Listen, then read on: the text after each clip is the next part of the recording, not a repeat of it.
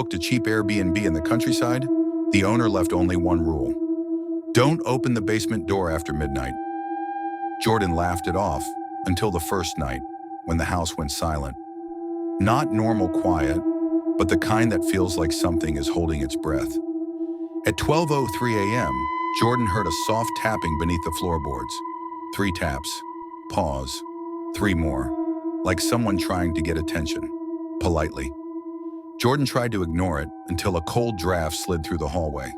The basement door, the one that was supposed to stay locked, was now slightly open, breathing out darkness.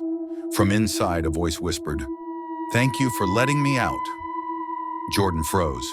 He hadn't opened anything. The voice grew closer, calm and familiar. Too familiar. "You sound just like I did, before I got trapped down here." A shadow stretched across the floor, reaching toward him. "It's your turn now." And the basement door quietly closed from the inside. He wasn't scared of the dark until the dark learned his name. It started his first night in the new apartment. At 2:03 a.m., just as he was falling asleep, he heard a whisper, close, way too close. "Gabriel." He froze. There was no one else living with him. The next night it returned, same time, same breathy voice. But this time, it came from inside the wall. He pressed his ear to the plaster. Silence. Then, tap, tap, tap. 3 slow knocks from the other side. He stopped sleeping in the bedroom, moved to the couch. But at 2:03 a.m., the apartment changed anyway. The lights dimmed, the air froze, and something began moving down the hallway. Not walking, dragging, like someone was pulling their own shadow behind them. One night, desperate, Gabriel whispered, "What do you want?" Everything went silent. The dragging stopped. Then from the hallway, in a voice that sounded exactly like his own, the dark answered, "I want my place back. You're the one who moved into my body." And the bedroom door slowly opened itself. Lena and Mark had booked Cabin 7 for a quiet weekend, far from everything.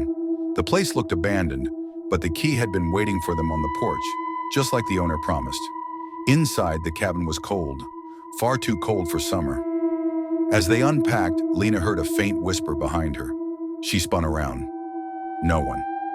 Mark laughed it off, but then he heard it too. Their names, spoken slowly, like someone was learning how to say them. That night, the whispering grew louder, circling the cabin, brushing against the windows. When the lights flickered out, Lena grabbed her phone.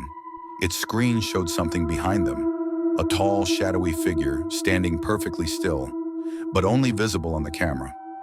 Mark reached for the door. It slammed shut by itself. The whispers gathered into one voice. "You shouldn't have come." The next morning, the owner arrived to drop off firewood. Cabin 7 was silent. The beds were made, the luggage untouched, the keys sitting neatly on the porch again, and Lena and Mark were never seen leaving. David was a gamer who lived for long, late-night Minecraft bedware sessions. One night, around 3 a.m., he queued into a match that felt off. The sky in the map was darker than usual, almost like it was swallowing the light. As he bridged toward the middle island, a new player appeared on the scoreboard, one he hadn't seen join. Username, thewatcher_00. No skin, no chat, just a blank figure standing perfectly still on a distant island.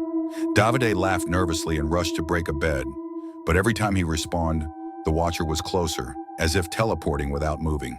His headset began to crackle with a low whisper he couldn't quite understand. Then his game froze. The power flickered. Behind him, in the reflection of his monitor, he saw a tall, shadowy figure standing right over his shoulder, shaped exactly like the watcher's empty skin. The whisper finally became clear. "Game over." David's scream cut off as the screen went completely black. The next morning, his room was silent, his computer still on, the match waiting to be rejoined. But David never logged in again. I meant to stay in the woods for a minute, just long enough to prove my friends wrong. They said Slender Man wasn't real, that the stories were just old internet myths. But the second I hit record on my phone, everything went quiet. No wind, no insects, nothing. Then I saw him, Not walking, not moving, just there between the trees. Tall, too tall. His arms dangled like broken ropes at his sides. My camera kept glitching, the screen flickering with static even though the battery was full. I whispered his name like an idiot, Slender Man, and that's when the forest changed. The trees felt closer, the air felt heavier. Every step I took, he somehow got nearer without ever taking a step. My phone slipped from my hand, but the recording kept going. You can actually hear my breath stop for a second, like something pressed the life right out of me. No screaming, no struggle, just silence, and the sound of footsteps that weren't mine. Police found my phone the next morning. They never found me. Night after work, Evan took the same late bus home. It was always nearly empty, except for one strange detail. Seat 17 was always wet.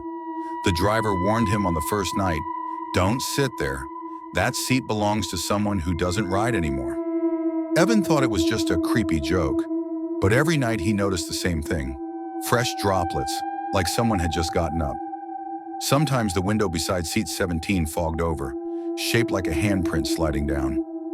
One night, tired and annoyed, he sat in it anyway. Instantly, the air turned freezing. His breath came out in white clouds. The lights flickered, and he felt a weight settle next to him. Cold, heavy, invisible. The bus driver slammed the brakes. "Get up," he whispered. "You shouldn't have done that." Evan stood, heart pounding. The seat was drenched now, dripping onto the floor. As he stepped off the bus, his phone buzzed. A new message from an unknown contact. "You took my seat." Behind him, the door hissed shut. Seat 17 was empty again, but the wet footprints trailing after Evan weren't his.